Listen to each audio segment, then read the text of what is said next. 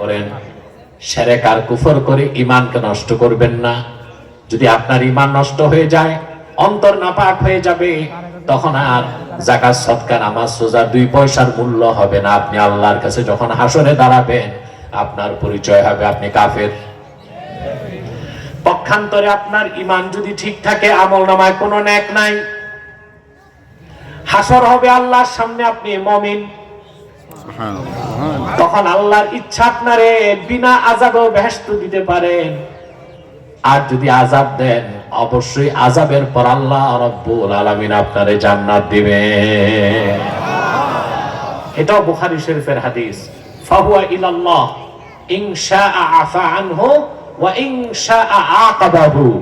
রাসূলুল্লাহ বলেছেন, আমার ঈমানদার উম্মত যদি ঈমানের সাথে মারা যায়, আমলনামায় শিরক আর কুফর না থাকে, আল্লাহ ইচ্ছে করলে তারে বিনা আযাবে বেহেশত দিয়ে দিবেন।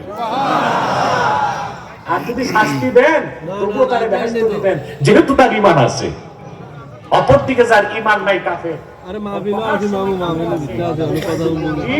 হবে না। তাহলে আমরা শিরক কুফর করব? যত গুনাহ করেন সব আল্লাহ মাফ করবেন, শিরকের গুনাহ, কুফরের গুনাহ মাফ করবেন।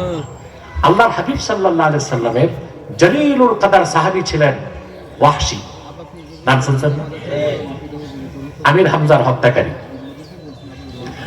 মুসলমান হবার পরে ওয়াহশী বলেন, ইবনে হিশাম